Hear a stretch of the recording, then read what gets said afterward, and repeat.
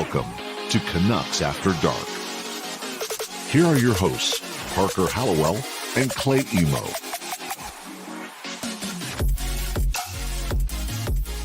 Good evening, Vancouver. Coming to you early, but still after dark on Monday, October 4th. Hope you all had a lovely week. And yes, it is now dark at 7 o'clock, which is perfectly suitable for this show. As always, joined by my co-host, Canuck Clay. How are you doing today, Clay? I'm great. Thanks, Parker. Thanks, everyone. Welcome to Canucks a little bit after dark. We are happy that you guys are here.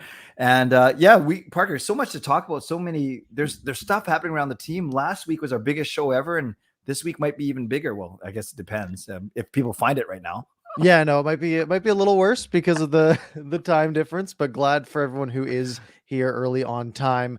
We do appreciate it. There's a lot to talk about this week. The biggest news came late last week, I believe on Friday afternoon, which we will spend some time on. There was a couple of hockey games to talk about as well. Some injury updates, our regular segments. We'll get to all of it tonight in the next hour. Do you care to share why we are going early tonight, or is that now that I've got a hockey game tonight. I gotta be on the ice at 9:30, so 10 o'clock show doesn't work very well for me. So bumping it a little early this week. We also have a slight scheduling adjustment to next week as well, so stay tuned. We will inform you of that later on. What's your team name, and are you guys any good? Our team name involves beer, okay, and we are 0-7. So no. What's going on? What happened? We're in a division that's too good. That's besides the point. Do we want to just jump into our main topics? Is that the easy answer here? Why not? Everyone else talking about it. We might as well. Let's talk about the terrible work that Duncan Keith and Cody Ceci doing on the Edmonton Oilers blue line, because apparently they've been getting absolutely shelled tonight. But no, let's talk about Elias Pettersson first. 3-year contract, $7.35 million AAV, going short-term bridge deal on the Pettersson side, long-term on the Hughes side. Let's start with Pettersson. When you initially saw, I guess it was Sadiar Shah sort of had a first little nugget saying, look, it's going to be under 8 million. And then everyone was sort of on 7.7, and now it's 7.35, which is even better. What were your sort of range of emotions going through this story? My first emotion was relief, admittedly. And like you and I have been talking about, we weren't worried, but our concern level was starting to ramp up a tiny bit. Yeah. But we've also both talked about it on this show that we knew it was going to take this long because there was no real advantage for Hughes and Petey to sign in July. There's really no point, right? So I was relieved. And then I looked at the number, Parker, and I'm not a guy who worries, oh no, what happens if he takes his qualifying offer and we lose him after 7 years? No, I don't worry about that. We kind of kicking the can down the road. I get it. He's in due for a $9, $10, $11 million payday 3 years down the road. But there's no doubt in my mind he's going to outplay this contract. He's going to outplay this $22 million contract easily in the next 3 years, and we're going to be much better for it. Absolutely, yeah. And you can go all you want into, well, if management hadn't put the Canucks into this cap situation, then they could have gone long term. They could have gone 8 years at like $9 million. And while that would have maybe been worse short term, in the long run, again, it probably would have been great, because now 3 years down the line, they're going to have to pay him a good chunk of change. Qualifying offer rules have changed. They don't have to pay him $10 million on the qualifying offer, but it's in the high eights. Yep. So they are going to have to give him a good chunk of change. And then, yes, he could walk as an unrestricted free agent after, but you have options when it comes to that scenario, right? In 2 years, when he enters the last year of his deal, the Canucks can then start working on having an extension set up. Now, for the entire year, they can work on it. For the entire year. They can't run out of time next time, right? And then, if worst case scenario, Elias Pettersson says, no, I don't want to play for this team anymore. Well, then you have that whole year to trade him to a team that he does want to play for, and that, and you'll get really good value for him, even though that's, worst case scenario. So don't worry about that. Next 3 years, Elias Pettersson is going to be the number one center for this team, and he's going to be a great one. We had people in our sort of predictions thing predicting 80 to 90 points for Elias Pettersson, which, I mean, if he's as good as he normally is, that doesn't seem too crazy. So just be excited that we've got him locked up for a few years here. Yeah, and Parker, when you hear the number 7.3, so that's a bit more than Matthew Barzal, which was 3 years, $7 million. Not as much as Kaprizov, who went 5 years, 9 million. So does this number feel right to you? I think so. And Kaprizov wasn't really a comparable because of the term, and I don't think the Canucks were going to go 5 years at any point there. Now, yeah, you compare that to sort of the 3x7 for Barzal, and it's a couple years later, values change a little bit. I think Pettersson's better than Barzal, at least like at the time of signing. At least somewhat. Like, nothing against Barzal, he's really good, but no, I think this is a totally fine number for the amount of years that they're getting here. Yep. No, I would agree with you that way. And you know what's kind of fascinating, Parker, is we can kind of watch what happens with Besser this year as almost a sneak peek of what's going to happen for PD 2 years from now, because Besser is entering the 3rd year of his second 3-year contract. So exact same thing that you said about PD a few minutes ago. Yeah, we don't have to wait to extend Besser a qualifying offer under the old rules, so 7.5 million his last salary year. But we don't have to wait until July 1 to do that. We can actually negotiate with them all throughout this season for that extension. So hopefully we'll see that happen as well, so we don't have to worry about him. Yeah, and you have to wonder what the Canucks are going to do here with Besser too coming into this next year, right? Like they can now negotiate with him. They can get his next 8 years lined up if they wanted to. Instead of running out of time and getting to that qualifying offer. So I think everyone's pretty happy with the deal. I went on like Reddit and like Twitter and looked at opinions from other fan bases, because that's always usually a better gauge. And everyone was pretty on board with it. And Jim Benning continues his streak of not good UFA contracts and really good RFA contracts. And I don't know what it is. It's strange. He just seems to crush him. Yeah, no, it's been a good, as you mentioned in your video I saw, it's been a great offseason for Jim Benning for sure. Absolutely. And I was going to say something else and I totally forgot what it was. So, let's set it up. As much as people love this deal, I think they love the other deal even a tiny bit more. Yeah. So almost the same money. And this sort of comes down to a worse season for Quinn Hughes. Not a good year that he had last year, but you're banking on his rookie year. So the numbers, 6 years, average of $7.85 million. So you're buying up a couple of unrestricted free agency years, and you're locking him up for, until he's basically 28 years old. Again, your initial thoughts when this one came down the pipeline, again, sort of same idea. It came out as 6 years, a bit under 8 million, and then it ends up coming through as 7.85. One nuance, Parker, that we should probably clear up for our listeners and our viewers. And I made this mistake. I thought that Hughes has burned his 3-year ELC. So I thought that 6 years meant 4 RFA and 2 UFA. It's so weird, man. Technically, that first 3-year contract, it's only 2 accrued years, but 3 professional years. Right, so technically, the first year he played 5 games. There's only 5 games. You got it. So technically, this 6-year contract, it's 5 RFA years and 1 UFA, which the math is kind of weird. But bottom line is still the same. We do buy at least one of his years. That's why it's a little more expensive. That's why, yes, he is a UFA when this is done. But I don't worry about that. Honestly, Parker, right now it's 6. And you're the one who taught me this. You sign your best players as long as you can, as early as you can. And yes, he's not making Kill McCarr money, $9 million. But he's kind of shown that he's not as good as McCarr right now. So 7.85, that contract is going to look good maybe 3rd, 4th, 5th, and 6th year as the salary cap goes up, as money contracts go up. And we're sitting here with a Quinn Hughes, maybe a Norris Trophy candidate for 7.85. I love it. I really like it. I really like it as well. I think you're making a gamble that he's going to get better. And with the salaries that we have seen in the defenseman market lately, this is not too crazy. I think you put out a tweet that said he was like 15th or 16th highest 13, paid 14, defenseman in the NHL, which, maybe right now that's a lot, but in years 3, 4, 5, especially years 5 and 6, when he's, 26, 27, 28 years old, that could be a really good number, especially if that salary cap keeps climbing into the future. Yes, absolutely. Yeah, for sure. And it's interesting. I heard, not sure you heard JP Barry, their agent, on Donnie and Dolly today. He even admitted that they were trying to get a longer term contract for PD, 5 or 6 years. So remember, 5 year for PD is the exact same thing. It's buying 1 year of UFA. Yeah. But they knew that the salary cap crunch that the Canucks were in, at least throughout the summer, and before this before this Hamonic potential, which might not even work, but you know what I mean. They simply could not go long on both guys. So if anyone's wondering, well, how come PD only got 3 and Hughes got 6, is the Canucks simply didn't have the money to go along with Pettersson as well, as much as they probably wanted to. Yeah, the Canucks are basically capped out. I mean, they spend basically $15 million a year on these 2 deals, and they had about 16 to play with. So leaving a little bit of wiggle room. And lots of people I saw some people like, oh, well, that means they can go sign Chiasson or whatever. But Chiasson's free. He doesn't if they sign him for $1 million, doesn't affect the salary cap because you'd be sending someone down. So it doesn't matter.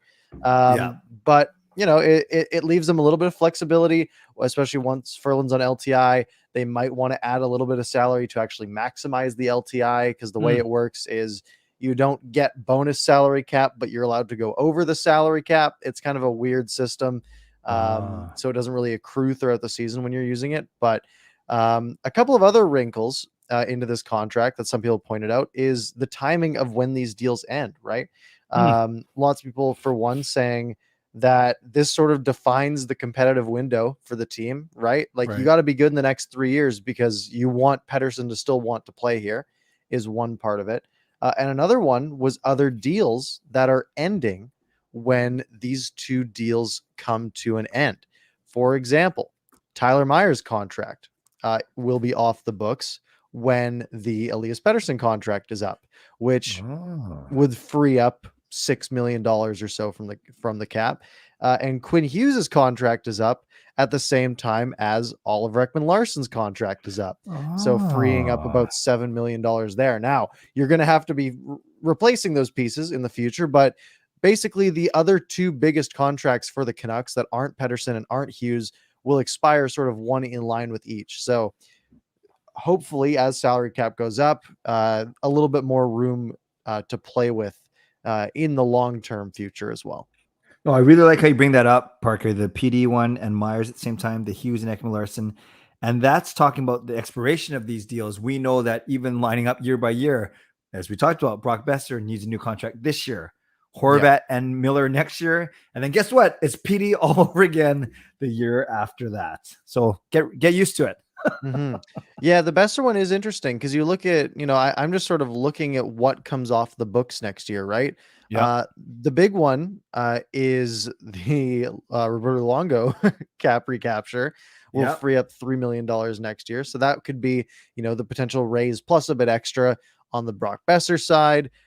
You'll have Jack Rathbone needing a contract next year. He'll be an RFA, but that'll be, maybe $1.5 million or whatever, unless he's absolutely insane this year and they want to lock him up long term. Which, I mean, we can hope, right? That's a move that I do in the NHL video games where I have a player who's decent as an RFA, and I say, here, I'll give you 8 years, $2 million a year. Is that player's name Parker Hollowell or what? No, you can get some good players doing that. But just making sure. And then they're gonna have to pay a goalie next year. And then Ferland comes off the books the year after. So the Canucks are not out of the cap woods yet. I mean, this is projecting that they are maxed out according to Cap Friendly, but no one apparently knows the real calculations because apparently they're super complicated. But the Canucks are basically going to be right up against it all year long.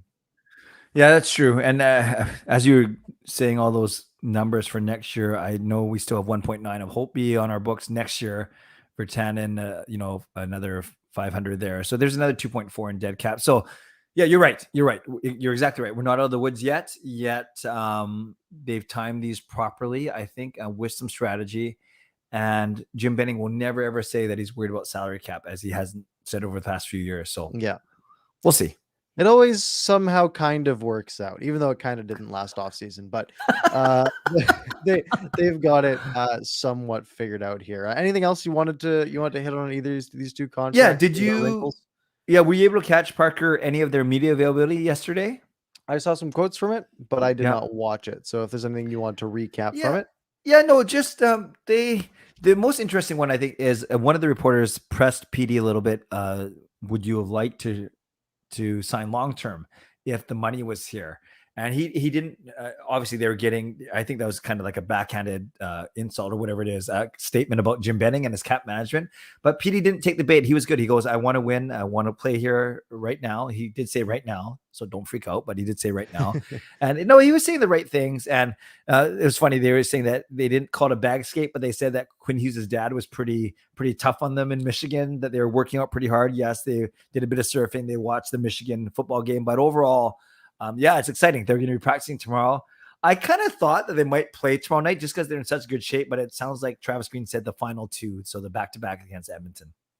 Fair enough. Yeah. I think these guys, they're good enough that they're not going to need a ton of preseason time, especially someone like Quinn Hughes, because I feel like, he's just going to, I feel like you just put him on the ice. He's just so natural that he'll be fine out there. But there were people making good points. We haven't seen Pettersson on the ice playing actual games since March. Right. Wow. That's a long time to not play hockey for. Now you're getting practice. He's, in a garage shooting pucks that we saw the clip of. He's practicing in Michigan. He's probably skating every day, but you can't simulate game action really. Right. So yes, it'll be good to see them get on the ice a couple of times, get their feet moving, and hopefully they don't miss a beat coming into this next season. Are you at all worried about PD's durability, Parker? Well, what have we had? We had the concussion or two concussions. No, there's the concussion from Mike Matheson, which was just kind of a dumb play. Like that's not going to be a durability thing, right? Twisted knee with Kotkaniemi, which is kind of a freak play, but not ideal. And then the wrist injury. The thing is, they were all different parts of the body, right? Yeah. So it's part of that you can look at and be like, oh, well, maybe there are just overall durability issues with his body. And the other case, you can be like, oh, well, there's sort of three very separate instances that happened. It's unlucky. And you can sort of hope for the best in the future. It's not something I can really predict, but we can definitely hope that he stays healthy in the future. Yep. Okay. I'm with you. I'm not worried. Yeah. I'm not too worried either. All right. Do you want to talk about some hockey games that happened over the past few days here? I didn't watch either of them, which I was kind of proud of, to be honest. First one on Friday, Flames 4, Canucks 1. Give us your thoughts, your takeaways, what came out of this game. Well, this is going to be a very short conversation, Parker, because I did not watch this one either. I was actually at work. So I know we got 1 and they got 4. Nice. Thank you. That's the hard-hitting analysis people expect from Canucks After Dark. If you guys have thoughts on this game, we're probably not going to talk about them because it was a preseason game that the Canucks got blown out in. Jogpaul says, and I quote, oh, come on, come up in my, it's not in my comments yet. Game was horrible. There we go. We believe you, Jogpaul. We believe you. Lucas says, move along. All right, perfect. Let's go to Sunday's game. Yes. Against the Jets. The plane emoji doesn't work very well, apparently, on here. You lose the color from it. But Canucks 3, Jets 2, a big win in the preseason for Canucks. Now, when they lose in the preseason, it's meaningless and doesn't matter. But a win, man, this is a signal of what is to come for this team this year. Yeah. Again, I didn't really watch this. When you were at the game, you had some good conversations with some fans in the stands, I heard. And how was that game? You gave me some takeaways as well, so I'll read those after.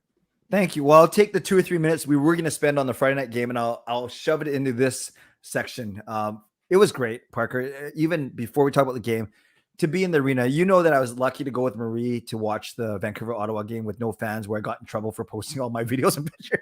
But this was my first game since February, actually, of 2020 with fans in the stands. 9,000 people, so exactly 50%.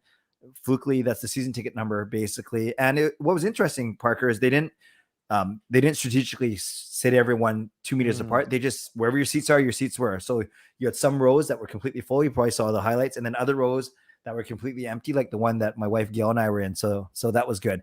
Fans were loud. They were excited. The players, even the Horvat and others, they mentioned it, that even at half capacity, they could feel the energy, and it's something that they miss. Okay. On the actual ice, right away, I want to say Ekman, Larson, and Pullman, they're going to be fine. They are fine. They look good. I saw like Justin, a couple others saying that that Ekman Larsson's looked really good. He's smart. Pullman kind of defers to him, but Ekman Larsson's smart, doesn't get out of position. Rathbone, this is an interesting one. I so badly want this guy to make the team, but he is high event hockey. 2 or 3 times he gave up the puck leading to a breakaway, but he was fast enough to get back and break up the breakaway, if that makes sense. Yeah. A couple other real quick, and then we can talk about these. Chase on very slow, very slow. I tweeted about he tried to drop pass to Pettersson, but was so slow that Pettersson skated past him, and therefore the drop pass went to no one. Garland was fine. I love the way that he protects the puck, spins off of people, and I think he's been holding back. He was good. Lockwood and Podkolzin, fourth line, they were on the ice for both Winnipeg Jets. Goals not so good, but that's tough to make an impression when you're only playing 10 minutes.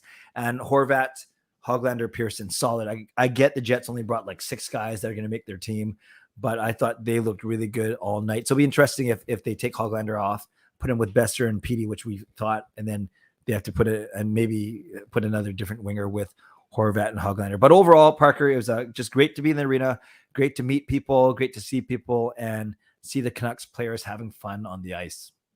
That is good to hear. Now, I've heard lots because I asked on Twitter after the game yesterday. Yeah. I said, "Hey, wasn't able to watch the game. Any interesting takeaways from this one?" And lots of people said, things like Olli Juolevi was invisible, which sort of seems to be the case quite often. But lots of not a lot of positivity around Vasily Podkolzin from this last one. And there's a quote here saying that he's still adjusting. You said, not getting a lot of ice time, didn't look great out there. Has your expectation of Podkolzin changed at all from the start of the preseason?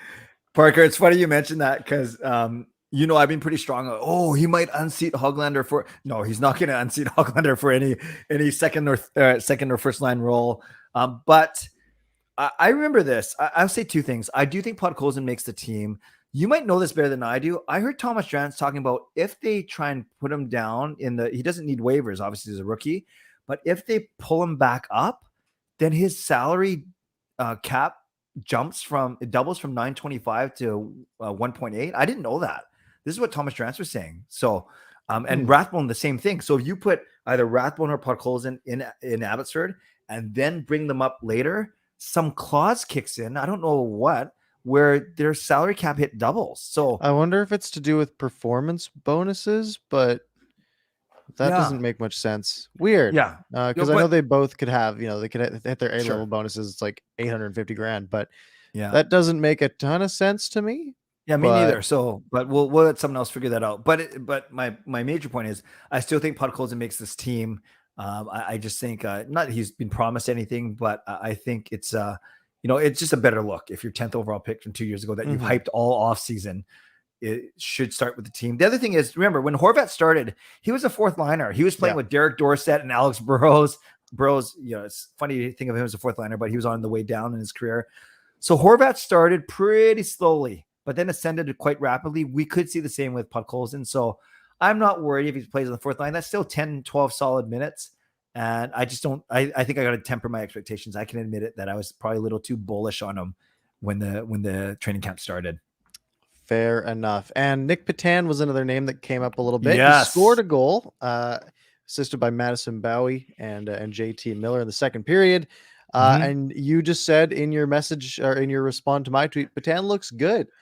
Do you think Pettersson has what it takes to get a spot on this team, especially with some of the injury news we've heard, which we'll get into a little bit later? Yeah. So I won't spoil that injury news. Most people know it already. But if you need Dickinson to play 4th line center, right? If you need to go down the middle with PD, Miller, Horvat, and Dickinson, then that opens up one of those magical top 9 spots. And I do think Nick Pettersson is the guy to do it. I don't like Chason, like I said, too slow. Pettersson scored a really nice goal from the slot yesterday, and he's fast. He's a great option on the power play, kind of PD light. He's filling in for PD, almost the same name. I like him. I think he's, out of all the guys that were brought in for Abbotsford Death, he's the one to me that has a shot at making the team as a top 9, not a bottom line guy. Interesting. Well, that is going to be good to keep track of it. The Canucks are going to need bodies. Let's get into that. As we have news basically that Tyler Mott still out, Brandon Sutter still out, Brock Besser still out. Not to mention Travis Hamonic still away from the team. We'll get to that one later. I guess biggest one, most important one is Brock Besser. Yeah. So basically all the news that we have, if I'm not mistaken, is out for the preseason with what we still think is an ankle injury. I don't think anything's been confirmed yet. And they're hoping that he'll be there for night 1 of the season. But that is concerning, right? If Besser's not in the lineup opening night and having basically no preseason under his belt, then you start to get a little bit worried. I thought he looked really good at the scrimmage we were at, like at training camp. I thought he looked like he just always was away from the pack, and it didn't look like he was trying very hard even. But now, you're missing him, and suddenly all of the lines have to get shaken up, and you can't put that lotto line together night 1. So a lot to think about here. That's a really good point. We're not going to be able to see that magical top 9 or the top 8 with Dickinson on the 4th line because Besser, he won't play again until hopefully game 1 of the regular season. And if that's the case, I'm not worried about who he slots in with, and I'm not worried about him regaining his form. But he's not a penalty killer, and that's what I'm more worried about when it comes to the other 2 guys. If you want to set that one up. Yeah. Well, let's go to Brandon Sutter. This one's interesting. We had basically Randy Janda say yesterday that, or I guess it's just a quote from Jim Benning, saying that Brandon Sutter won't be available to start the season with these fatigue issues, which is really all that we've heard.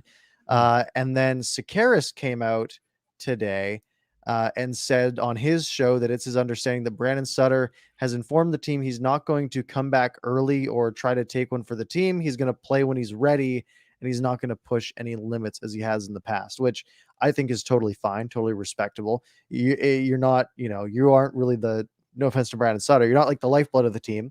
You're a piece of the team, but you don't not going out to go try to injure himself or overexert himself with these fatigue issues and prolong the issue.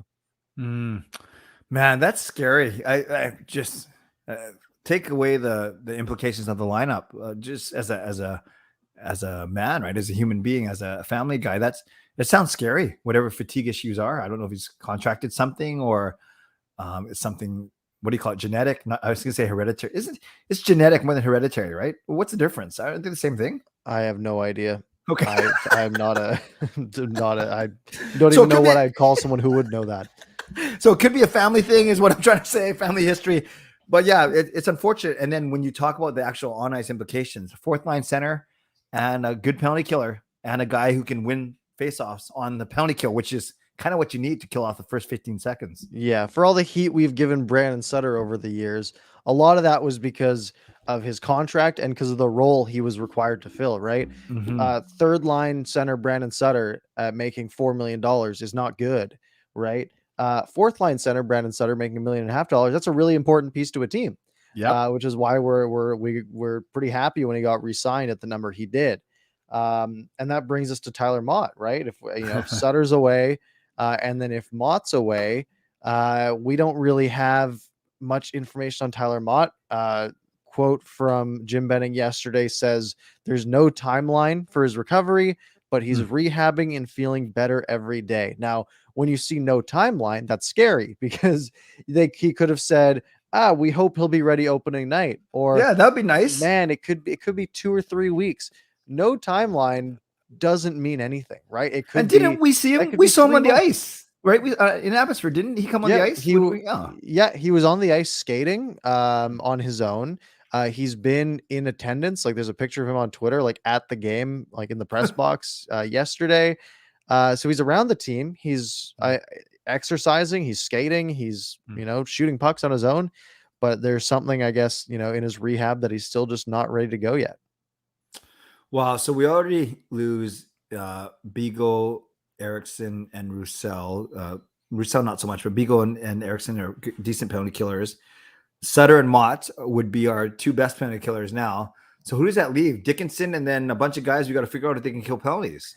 Yeah, and that's the tricky part of this preseason, right? Is you only get a handful of games, and you're not playing everyone every night. And you start to look at the guys you do have left, and I guess Justin Bailey's back with the team, but I don't know if he's in the lineup opening night. And maybe a Nick Patan might have to come in and get some penalty killing duty, or like, I don't even know. There's so many just small names. Like I've heard decent things about Phil DiGiuseppe in the last couple of preseason games, which is kind of surprising, but he might be a guy that needs to step in. Or does Will Lockwood end up having to take on some penalty killing responsibility if he makes the team, right? The problem is we don't know who's going to be on the team, like in total on the bottom six, basically, because we don't know how long people are going to be out, and we don't know what holes are going to have to filled in the penalty killing side. So it's a complete mess that is kind of worrying, because I feel like every season starts with a lot of penalties. So like early in the season is kind of the time, because the refs are like trying to establish themselves. Cross-checking this year, they've already said is going to be a point of emphasis, right? So if you're going to have a guy like Tucker Pullman cross-checking guys in front of the net, or Tyler Myers trying to clear guys out of the way, and they take a couple extra penalties, we know Tyler Myers is going to take some penalties, then you're going to have these guys out. And if you're giving up 1 or 2 power play goals every night because you don't have penalty killers, then you are in real trouble. So tell me, Parker, if you'd be okay with this. Would you be okay? Because I actually think they're going to decide who makes their opening night roster for the fourth line based on who can kill penalties, truly. Because let's say for instance, DiGiuseppe and Dowling and Lockwood, Gadjevich, McEwen, Highmore, let's say they're all relatively equal for what they bring relatively.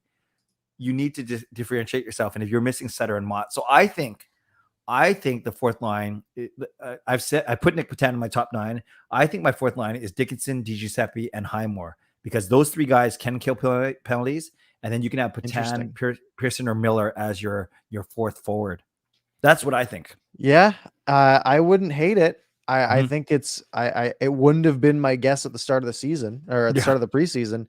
But the fact that we're already in this scenario where, 3 important pieces, right, in their own ways, are all missing on night 1, and we haven't even played games yet, is definitely troubling. Wow. I don't want to sit there and say, oh, it's the most Canuck thing ever, but it'd be awesome if we just started with a healthy roster and just see how good we were right off the bat. Yeah, that would be fun. I was going through I had like a thing of screenshots in my folder of where I do keep all my video making stuff. Like I keep it all in a folder on my desktop. And I had a screenshot of a Francesco Aquilini tweet from last year. And he basically said, "So glad that Tyler Boyd was available to us on the waiver wire. Injuries," with the exclamation point. I remember that. I'm like, oh, we're already here. Right. Oh, it's happening already. So I think about those guys that got a shift or 2 with us that are gone now. Boyd, VC. Yeah. Grivak, we both like him, but he's gone. Man, tough. Yeah. Rough start to the season. All right, let's go on to Don't Do That. We're halfway through the show. We've got about 27 minutes left. So let's do our Don't Do That. So this is your time. I got my Don't Do That shirt on. Yeah, show off the shirt, man. That's pretty cool. We got the shirt. It says Don't Do That. So if you guys have your Don't Do That's for this week, leave them in the chat. Clay, do you have any to start with?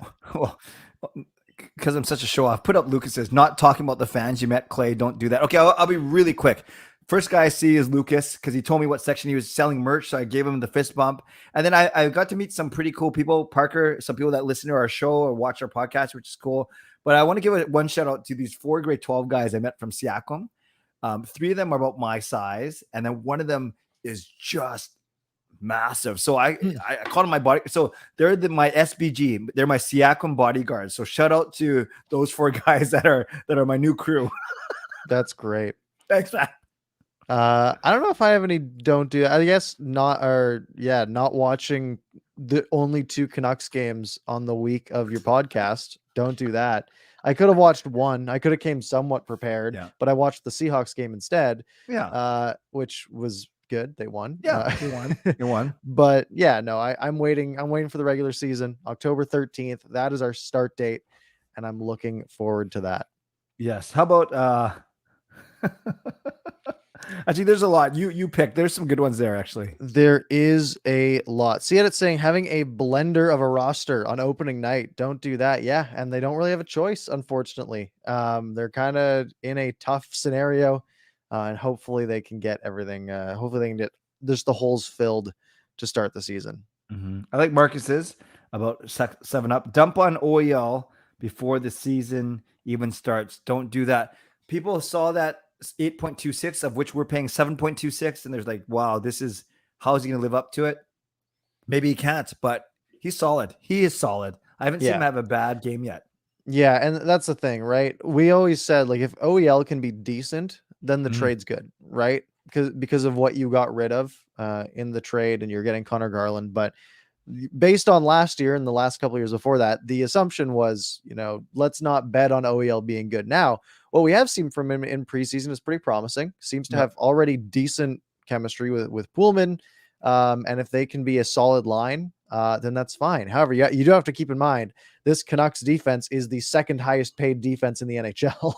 Wow. I did not know that. Yeah. So you're looking, it's, they're basically paying the 9 defense that they have on the roster right now are about $30 million this year.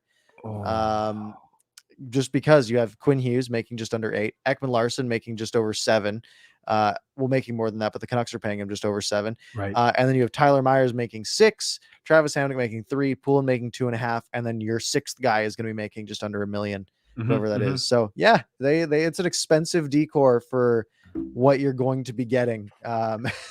Who's the most expensive? San Jose? I don't know. Because San Jose has Burns and what's his face? Carlson. Yeah. Like already there's 15 to 20 that would there. make sense. Yeah. I'll see if I can find it really quick. If I just pull up I'll pull up the Sharks. Sure. I'll just read a couple more. Yeah. There's Carlson makes 11.5. Burns makes 8. Vlasic makes 7. And then they have 3 other guys on their main roster making not that much, and they're over $30 million. So yeah, they are the most expensive defense. Wow.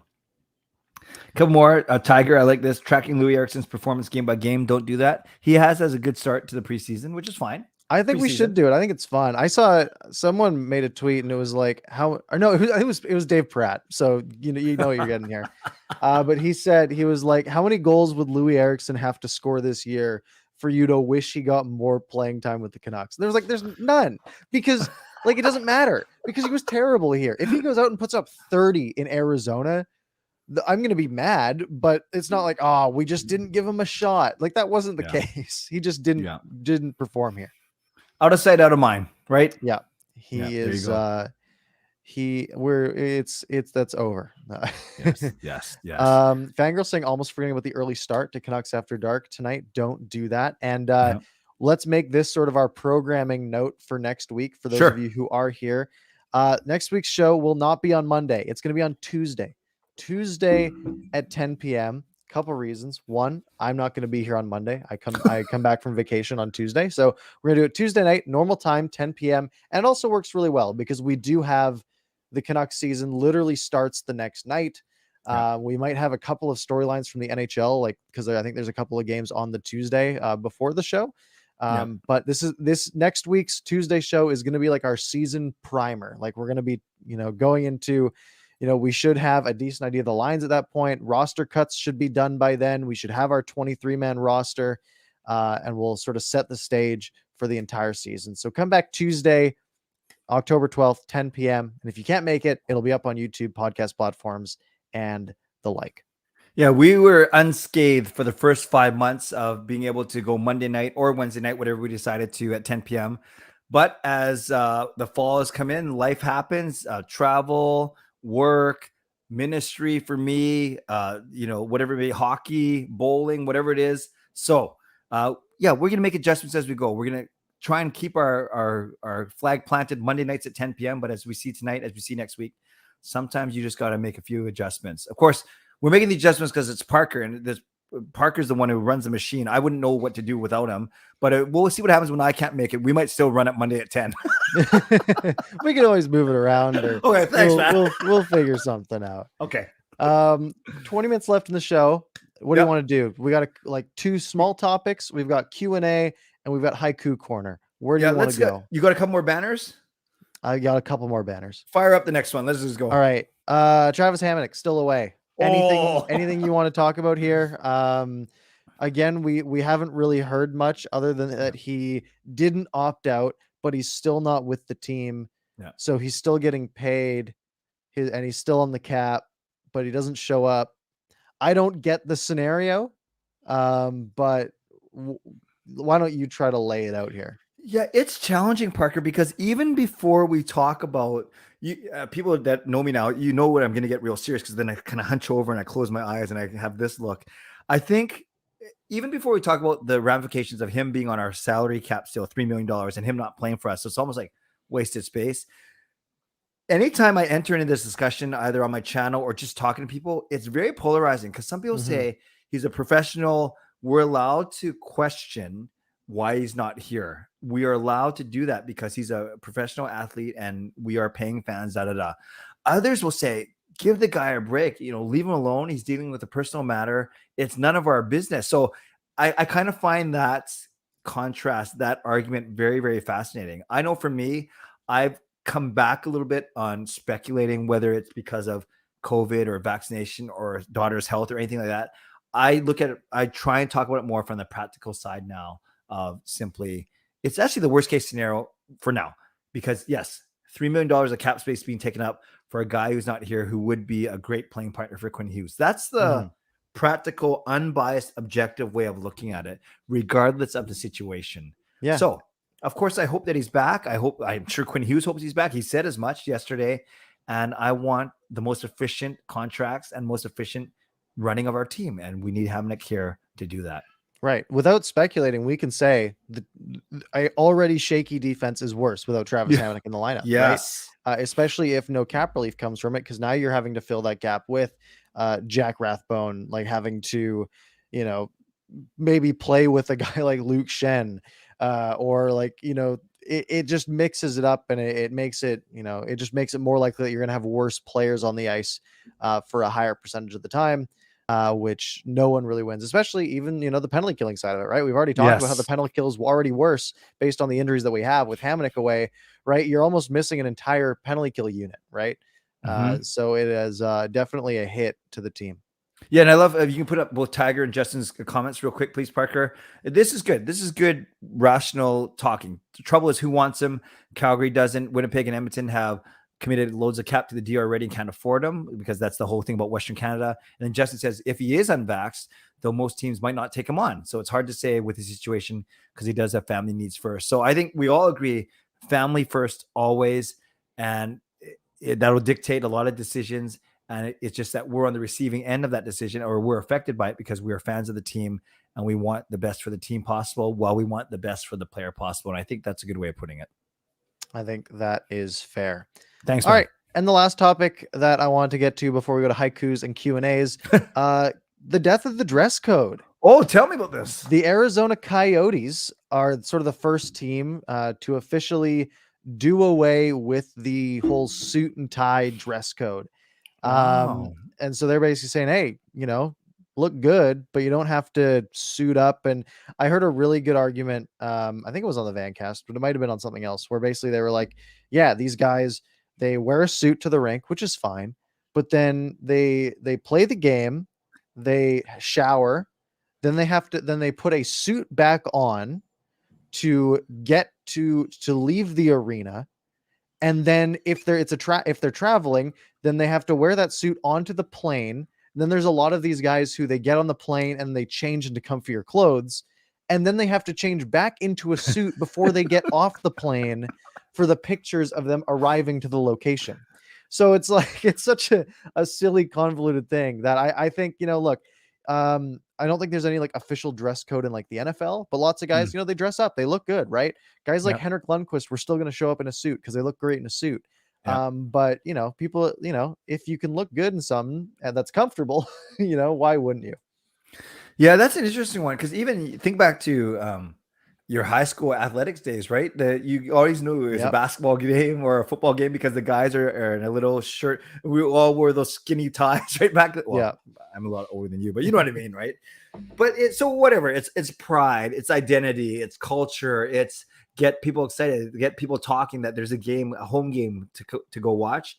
But when you lay it out like that, Parker, wearing the same suit maybe 3 or 4 times in a 24-hour period just for photo ops, Yeah. that doesn't make sense. I like wearing it to the game, or it does. Okay. Again, it doesn't have to be a suit though, right? If you got fashion sense in other ways, right? Like, Elias Pettersson wears cool, nice suits, but I'm sure he could, he wears, he's got his fashion. He was wearing a $350 hoodie the other day, Wow. that I saw on Twitter, and let him wear, let the guys wear whatever they want. It's we're getting to that day and age where it's a little bit more fun and Didn't they free sort of do flowing. that in the bubble, Parker? I thought Yeah, I I think remember. but they were like team jackets or something, didn't they? Like, Right. so it was still kind of strict and enforced Yeah. in that case. Of course, we're talking to 2 guys. One of them is wearing a shirt, with our catchphrase, and the other guy's wearing a shirt with his bowling league. Like, so I don't know if we're the best. Well, today we might not be the best gauge Style. of yeah. Style. Let's go to Haiku Corner. All right, I got one. If you guys had prepared these early in advance, we'd love Yep. to hear them. If not, we'll read ours and we'll go to Q&As. So get your questions queued up if you don't have a haiku or any other topics you want us to hit on over the last 14 or so minutes of the show. All right, remember 17 syllables. 17 syllables done in a 5-7-5 fashion. Here is mine. Pettersson and Hughes, they are back where they belong. Let's drop the dang puck. Thank you. I like it. Thank you. Thank you. Mine is a very similar, similar, style. Yep. The RFA King, Jet Black Jim locks the Stars down. One more week to wait. Love it. As Love we it. get to the NHL season in about a week from now. By next week, our show on Tuesday is going to be a lead in to a game the following night against the Edmonton Oilers on Wednesday, October 13th. And now basically every show for the next 6 months is going to have a handful of games to talk about alongside all of our regular topics. So they're going to get more fun, more entertaining, more jam-packed with information, hopefully, which we are very, very excited about. Yeah, and are you sure that you don't have any Japanese blood, Parker? That was an excellent haiku. I'm very impressed. It's I'm going to be honest, the haiku is not a very hard poem. Well, way to wreck the whole mystique of this entire segment. All right, just incredible. Superstars have signed. Enough preseason games now. Bring on the season. Very good. I love it. Everyone's sort of on the same page here. Nicely done. Nicely done. Which is great. All right, let's see if I can hide this banner as we get do A-Gems. That's funny. You can read that one. That one's good. Still on the PK or skill on the PK. Inject this into my veins. Louis Revenge Tour. I like the little Louis bit at the end. That is great. Agham's always going for skill in the PK, which is interesting. We have seen guys like JT Miller on the PK. The issue you get into with skill on the PK though is you're taking their ice time maybe away from more offensive situations, right? The more you have to play a JT Miller on the penalty kill, maybe the less ice time you can give him in the offensive zone or, in a power play or in those 5-on-5 scenarios, which is sort of the one argument against it. But it also, you might have better players on the ice, which can also help. Very good. And that, just in case you didn't hear Parker's call out, when we call up for haiku, we're also calling out for questions as well. So load them up. Put the questions in the comments. We have a hard stop at 8:30 tonight, so Parker can get his first win of the year. So we gotta help him do that. I hope so. So we'll go for the next 10 minutes. Oh, you want to talk about this, Robin Leonard? Sure. Go for it. So I don't have much info. I don't have more info than anyone else. Basically, Robin Leonard sort of went off the other night. I had it pulled up here on my side. Basically, he had a bit of a tweet rant on, when was this? This was on Saturday evening. Basically saying, quote, "Is it common for workplaces to give out benzodiazepines to employees when they travel and Ambien? Should that not be done by doctors, psychiatrists? Asking for a friend, eyes emoji." This doesn't happen in Vegas, to be clear, but I know many other teams. I've also been on teams that do. And then he did like hashtag Philadelphia Flyers ? Dinosaur coach treating people robots, not human. Fire these dinosaurs. Fire Vainio. First story. I got proof. Try to shake your way out of this one. Basically a lot of just throwing out some heat in this one. And look, if what he's saying is true, and they are just, and we've heard a lot of stuff about this. There was the whole Toradol thing, which was really big with guys like Ryan Kessler saying that basically they just had buckets of them in the dressing room if you needed, if you need to get back out on the ice and things like that. And all the sort of painkiller addictions that we've seen around the NHL. So it's not like this is unbelievable. But if it is, if it is the case, then there's some real issues here. Yeah, that was well said. So it was stemming from obviously the Jack Eichel Buffalo Sabres situation where they're having a disagreement on the best medical treatment. So Robin Lehner jumping to his colleague's defense. Interesting about the Alain Vigneault, and obviously there's a tie here as a former Vancouver Canucks coach. Yeah, and he did come out today and say that he wasn't saying that Vigneault was part of the pills thing, but that he was just sort of a bad guy, I guess. A dinosaur coach, exactly. Yeah, treating people like robots, which we've heard some things to that respect, I think, in the past, but like just rumors. Yeah. But yeah, I mean, sort of just a few bombshells thrown out there. Yeah, and it's interesting. Leonard, I think a couple of years ago when he started to speak on mental health and stuff, I think a lot of people were listening because he was one of the first players to do so, and he's articulate, he's well spoken. We've seen that in press conferences, but the more you talk, and I'm not saying about this, but in general, the less people are going to listen because they're going to think that you're talking all the time. So someone asked, is this going to affect change? It likely will if more players have the guts to come out and say what he's saying. But it's kind of weird, right? Hockey's strange that way in that it's not always, well, we've seen that with the whole, with the Chicago situation with so who knows? This is going to be a fascinating story to track for sure. Yeah. And it's one of those things that, like, how long does it stay in the news cycle, right? Is this one of those things where the NHL sort of meets with him, says, hey, like, cut it out or whatever, and then it never gets talked about again, right? We've seen that in the past with things like that, and we'll see. Yep. Very good. Very good. I saw a good question earlier. Oh, Noah, we did speak about Podkolzin at length just before you got here. I think Park and I are both saying we think he's going to make the team. There's nothing wrong with him starting small because that's the way a guy like Bo Horvat tracked up through his career. But still a couple more preseason games to go. I'm sure he'll get into 2 of the final 3, and we'll go from there. Yeah, I don't think either of us have been super high on his preseason so far. Yeah. But we're not writing him off by any means. We're also not saying that he's going to end up being, like Clay was hoping, trying to like slot into the second line this year. But if he starts on the 4th line like a Bo Horvat did years and years ago, and he can progress from that role, then and get used to the NHL game, that's all we can hope for. Travis Green asked an interesting question: starting a franchise, Jake Guentzel or Evgeny Kuznetsov? It's a great picture of Travis. I think you go Guentzel here, right? Me too. Yeah. Yeah. I think he's younger, and he's a better goal scorer, but he doesn't have the Eagle celebration, which is something he is definitely lacking. Quite impressive. Tiger, Danilia. How do you say it? I've just been making it up and saying Danila because that's how it looks. Let's go with that. But Klimovich, Dan Klimovich, AHL or QMJHL. Still, big club has a minor injury. Yeah, so this is one of the interesting things about bringing a guy over who hasn't played in college here. He hasn't played in major junior in Canada. So he's basically a free agent, as in he can play wherever, right? He doesn't have his because if you play in the CHL, you can't play in the AHL for whatever reason. Like there's some weird things going on.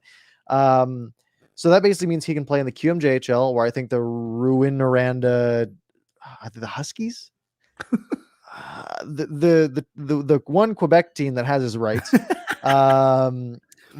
So he could play there. He could play in the AHL with the Abbotsford Canucks, or he could play with the Vancouver Canucks. And I think what was rumored was that he would go back to the QMJHL and just sort of tear it up down there if he, continues to be really good. And, we'd expect to see a point per game plus out of a guy of his caliber in especially in the Q, which is sort of a lower caliber league than the WHL and the OHL usually. Yep. But what we've seen, at least physically, is that, and I think you mentioned this, that he looks like he fits in Yes. with these NHL and AHL players, right? Like he doesn't look like he's like a big step behind or like he's small and fragile out there. Like he looks like he has the physicality for it. He looks like he has at least enough skill to maybe not excel in the AHL, but do decent in the AHL. And it might be, you sort of have to balance, like, do you want him to go play 25 minutes a night in the QMJHL racking up points, or do you want him to get pro experience in a lower role with the Abbotsford squad? Yeah, he's we both noticed how violent his shot was in Abbotsford. Yeah, Like it's pretty scary. It's heavy. Like there's shots that they don't look super hard, but then you hear them hit the boards and it's just, Yep. it's a different sound, right? He has one of those. He's got some, he has some heat on those. Yeah, so I think it's too bad he's slightly banged up, but I think he had a shot to stick with Abbotsford. Truly, Yeah, it Yeah. really depends on what the team wants to do. And I look, they are trying. There's another couple things you have to balance here. Again, let's say you think that the QMJHL is slightly better for his growth, but you're Mhm. also trying to assemble a winning team in Abbotsford. Because Yep. I mean, all signs have pointed to that they're putting decent money into this Abbotsford team because they want them to be competitive and they want the Canucks to have a lot of depth that they can easily call up. One of the main advantages of having that team in Abbotsford. So if you think that Klimovich is going to be really good for you and will help this Abbotsford team, maybe playing on the second line or even the first line in Abbotsford, and you think that will, help them exceed as a team or excel as a team, then that's something that you got to factor in as well. Very good. Time for a couple more. Let's do this because he asked it a couple times and I have no answer. Have you played NHL 22 yet? No, so it's not out yet. Lucas is asking okay. about NHL 22. I don't think I'm going to buy it. I Yeah. usually only buy NHL now to play with my friends, and it's Mm. sort of, I don't think most of them care about it enough this year, so Right. probably just not going to get it. Fair enough. They didn't change enough for me to be excited. If they Yeah. put in a connected franchise mode where me and all my friends can run NHL teams together, like NHL 14, then I'll be interested again. But until they do that, I'm kind of Yeah. out. I'll save my money. I think I'll only buy it if they can guarantee that I win every time I play. Justin says thoughts on Crosby, McDavid, and Pietrangelo already named to Team Canada for the Olympics. Well, no surprise with Crosby. He's been Captain Canada. No surprise on McDavid as the best player in the world. And Pietrangelo, I think he's going to make the team, and you probably want a defenseman. You don't want to name three forwards. I heard the guys on the radio talking about, well, shouldn't McKinnon be in there over Pietrangelo? I think there's a few guys that you could put in there. Yeah, I think they had to name three players. Like I think every team had to name three players for like drug testing purposes. Like they have to have at least a couple people being tested this early in the process. Because like I don't know if it's WADA or like the IIHF, like that has to go and do those drug tests. So I guess they just named three guys who were locks to make the team. Obviously Crosby, obviously McDavid. Yeah, they could have done McKinnon. I don't know what the big issue would be about naming three forwards. Like what, you're not going to put Nathan McKinnon on the team? If they had named like Bo Horvat, then that would be a real conversation piece, right? But no, like they named three guys who are going to make the team. And yeah, it could have been other guys, but it doesn't matter. Like we're not coming out and saying like, oh, Nathan McKinnon's not here. Oh, I guess he's not playing in the Olympics in February. No, like that's not the case. I'm excited. Me too. Related, Agam says, what Canucks do you think will make the Olympics? Do we agree that Horvat outside shot? Canada, agree? Yeah, Horvat's got an outside shot if he really pops off this year. PD and Epic Larson for Sweden. Yep. You got like Besser as a really good shot for USA. Maybe Demko could slide in there as even just a third. Hughes as well. Yeah, there'll be a handful of guys, and I guess at that point we're gonna have to rename the show in February for a couple of weeks to Canada After Dark. I like it as we cheer for our boys in red and white. I like or black. Sometimes they wear black. Yeah, very Canadian color, that black. Yeah. I don't know why. It looks good. It's great. They're clean jerseys, but yeah. And then one last question, because we're talking about the Olympics. Naruto, who I met at the game yesterday, actually, he says, is it true, or what do you think of China being replaced in their group with Norway, right? Because that group has Canada, the US, and Germany, Yeah. and China. Yeah. And I think they were looking, it was like, yeah, like China would, like, since goal differentials, like the number one tiebreaker, Oh, no. you know, you go, let's say the US plays China night one of the round robin and they score 30, right? And that sounds crazy, but it's not, right? Like, you know, you're putting out, you know, you're putting Brock Besser out there against people who have never who've maybe played college level at the highest, but probably worse than that. And then, well, Canada's going to look at that and be like, all right, boys, we need 31, like minimum, right? There's going to be no mercy being shown here. So part of me wants to see that just for chaos factor. But you know, you have to look at the practicality of it. And I'm sure China doesn't want to be embarrassed in that nature. So yeah, I haven't heard about this, them possibly getting replaced by Norway. Not like Norway is going to go in the gold medal, but they are a much higher established international team than China would be. I will say, Parker, because I'm half Chinese, right? My other half Japanese. As you were rattling off scores of 30-0 and 31-0, I was getting very sad. Well, I'm sorry, but I mean, when you're putting out, you know, Crosby, Bergeron, and Marchand against China's best defensive pairing, and then their third defensive pairing has to deal with Mitch Marner and Nathan McKinnon, like Jonathan Huberdeau. Yeah, like you go down the list and you're like, oh man, wow, Bo Horvat might not make the team. Put him in that lineup against this level player. Horvat it would just should go play for China then. No, he shouldn't. No, I'm just kidding. I'm just kidding. No, I did not say Bo Horvat should go play for China. I was joking. But yeah, I think I wouldn't hate the decision, but it would be a little bit less fun, I think. I hear for you. me. We've hit our time. We have hit our time. I got to head out. Thank you guys for hanging out with us this evening. Show did better than we expected for being this late, but thank you guys all for joining out. Shout out to Soja in the chat here, SOJ Productions, saying that loves the show. Listen to everyone on Spotify. You greatly fuel your love for hockey. Well, give it a listen again today. Thank you everyone who listens to the podcast side. And if you guys could, if you want, even if you don't listen to it on the podcast side, if you go leave us a 5-star review on Apple Podcasts, if you have an iPhone, just search podcasts, find Canucks After Dark, hit the 5-star button, leave a nice review. We'll read it out on the screen. It helps us out, and we really appreciate it. Clay, any final words? Parker, I just want to say good luck tonight. I have a feeling that tonight is the night that the streak ends. And speaking of new things, can't wait. The next time we'll be meeting next Tuesday, not next Monday, on the eve of the Canucks' first game of the season. Can't wait, brother. It's going to be a lot of fun this season for sure. Absolutely. We hope you're all excited too, and we will see you guys next week.